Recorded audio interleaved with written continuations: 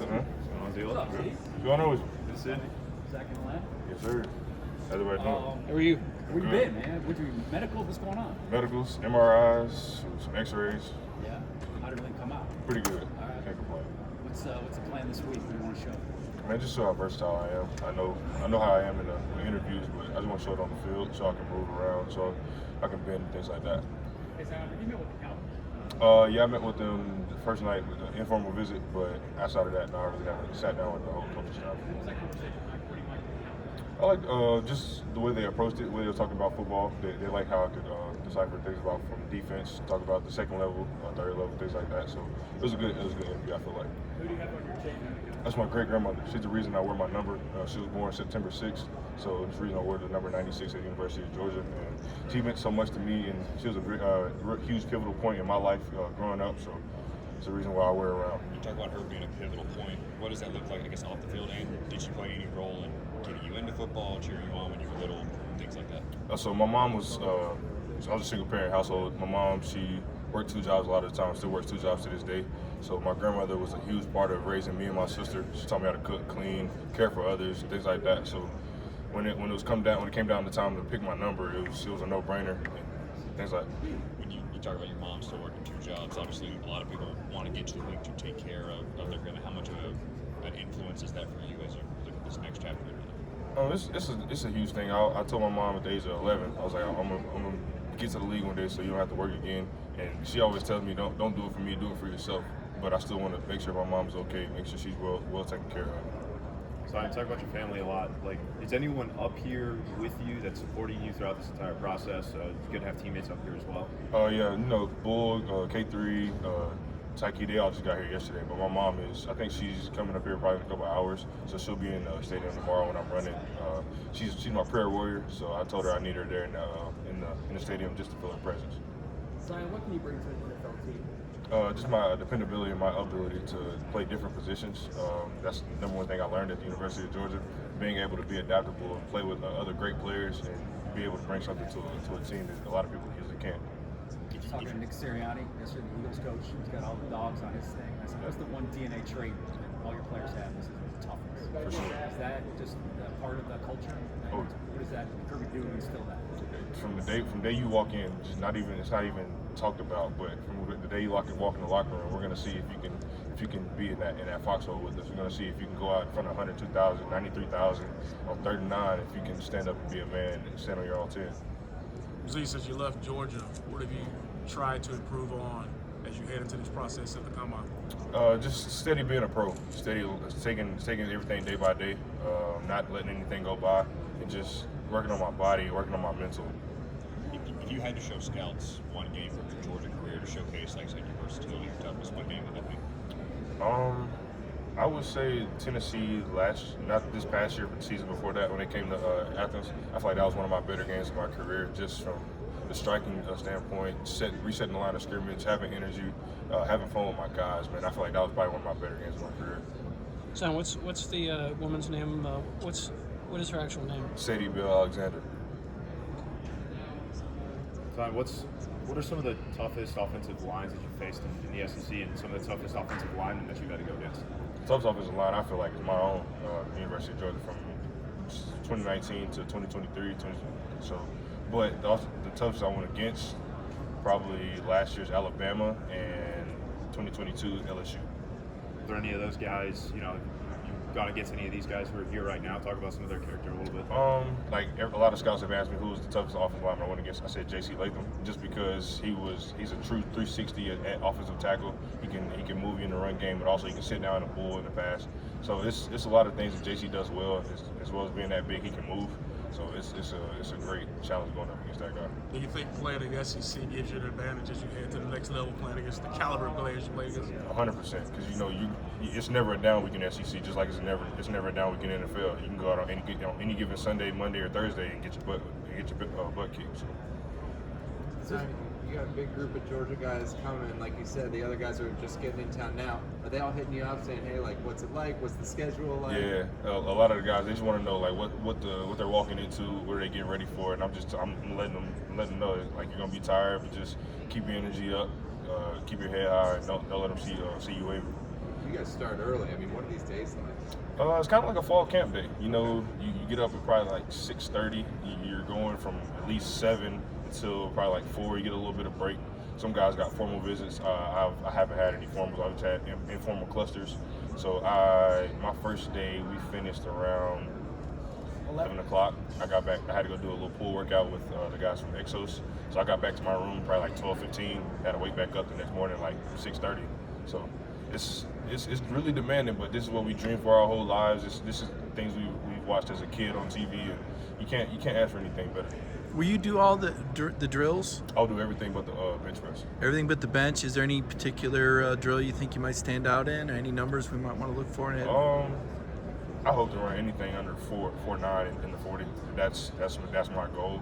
You know, every big man wants to be able to say he ran a 4 something. You know, but 5 flat isn't bad. But I hope to get that 4. How much did Jordan Davis's performance, you think, inspire the guys at Georgia? I mean, that seemed like the world stopped that day he ran that number. At 340 pounds running a 4.7, who isn't going to watch that, you know? But, we always seen that in JD. JD was he was a little lazy at Georgia, and he'll tell you that himself. Yeah. But I think when he makes his mind up and when he wants to go, nobody can stop that man. So, and you seen it that day he was out here. What about the future there at D-tackle, with I guess Warren and Nazir coming back? Any of those other young guys that you think we'll see here one day at the Combine, or anybody maybe jump out next year and emerge? 100%. A lot of those guys, Warren, Nas, not the D-tackle, Mike Hill, he's gonna have a huge season coming up this year, man. That our room is so loaded. Like, a lot of people we don't get the recognition that we deserve, because a lot of time our defense is just so good. But just it's gonna be a scary sight this season. Sorry if you've already been asked this, but how do you feel like you evolved at Georgia? Just as a man, just as a professional, like from that standpoint, I know how to take criticism. I know how to go about my day, like as a professional, and just Georgia got me ready for life as a man. Period. And what makes Kirby Smart so different as a defensive coach? He's just so demanding. He wants perfection from the way you eat your cereal to the way you tie your shoes. So it's like I tell everybody, we prepare more than anybody in the country. We're walking through before the game, before meetings, after meetings, before practice. We have walkthroughs. We're getting coaching points after each series. So if you mess up, you just don't get it. Has he told you how to eat your cereal? he probably has told somebody how to eat their cereal for sure. Zion, we were talking with some Florida State guys earlier that opted out, and one guy said he didn't go there to play in meaningless games, and another guy said the game didn't really matter. Can you talk about how different the Georgia mentality was for that game, and what that says about the Bulldogs? Yeah, so I was actually at the Shrine Bowl with a couple of Seminoles, and we were talking about it. They were just saying, SEC ain't this, SEC ain't that. I'm like, y'all beat one SEC team, LSU, no knock to them.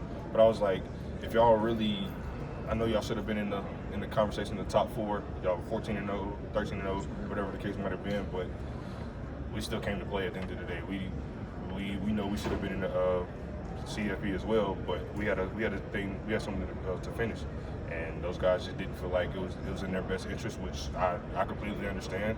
If I'd have went 13-0 too, I probably would have wanted to be in the CFP. But God has a mysterious way of working things out, and they just didn't feel like it was in their best interest. Who are you there with? Fabian Lovett,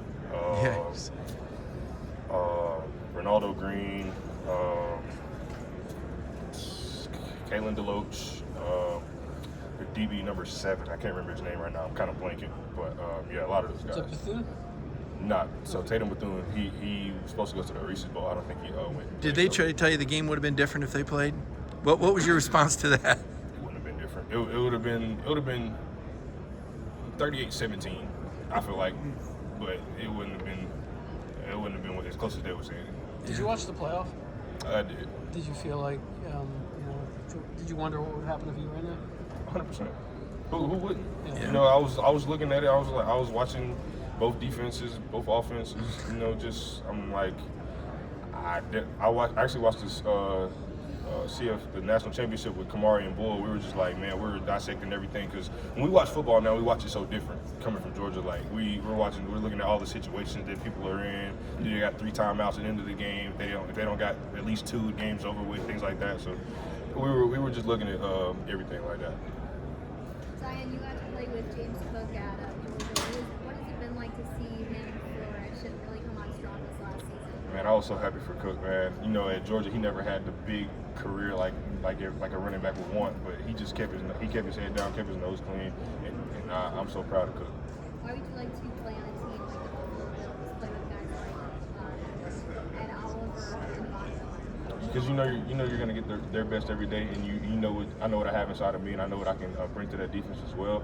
And playing for a great franchise like the Bills, you know they're competing for a big championship every year, no matter what the circumstances is, and you just know you're gonna get their best. You're gonna give your best for them. Playing at an SEC school, why do you feel like you're more NFL ready than some others? Just like I said earlier, it's no down week in the SEC, just like it's no down week in NFL. Any given Sunday, Saturday, Thursday, Monday, you can go out there and get your butt beat. So you got to be ready at all times. Zion, you didn't really answer that. You kind of intimated watching the game what you thought, but watching the championship game, were you guys thinking if you were in the playoff that you would have won it again? I definitely feel like we would have won it, but that's just you're not going to say you're going to make it all the way to the national championship and lose. Sure. But I feel like we would have did some things different. Well, tell me, haven't seen Michigan. You played them before. How would that game have played out from what you saw out of them? Honestly, I feel like our defense would have stacked up. I'm trying to word this so I don't get clicked. Pac-12 football going against Big Ten caliber, but SEC caliber offensive line. They don't really have the beef in the middle to stop that run. I can say, but they did what they had. They did what they could with what they had. So I feel like that was the changing point. Flip side, your offense with Carson and maybe a healthier Brock or Ladd, or maybe even just the version of Ladd we saw against Florida State. Mm-hmm. You got to have two eyes on Brock. So everybody else is man-to-man. Can't really guard everybody, I feel like. But, people got their opinions. So. You mentioned Georgia preparing you for the NFL. I guess a narrative about Georgia's defensive linemen don't necessarily put up a ton of stats necessarily. Mm-hmm. So if you were telling a high school recruit why they should come to Georgia as a defensive lineman, what would you tell them? When you leave there, you're going to be pro ready. You're going to understand how to play with other greats. You might not have the huge stat seasons, but you're going to be ready for it to walk into any NFL building and give them your all. A lot of people always ask, "Oh, why did he come out? He should have these numbers. He should have that number." It's not about the numbers for me. It's about, can I take up two so my guys can play freely and have great stats as well. Because I kind of took this from JD. I'm not the guy that's going to have 16 TFLs, 8 sacks. I'm just not that player. I wish I could. Don't get me wrong, but in our defense, I wasn't asked to do that. Did you drop weight for the combine? I mean, how did you change your body up for this? I kind of stayed around the same. I'm actually a little heavy right now. I don't know. Were you 320, 320? 316. 316. So I'm trying to drop a little bit before tomorrow so I can run a little faster, But I've held the same weight the whole time I was in Georgia a little bit. So. Zion, what are you going to miss most about attending and playing football at UGA? The locker room, man. Just being around our brothers, being around the Bones, being with Miss Collier, enjoying the time, enjoying the laughs. I know when I go back before my pro day, I'm gonna just sit around and just have a laugh with them before it's all over. But just walking in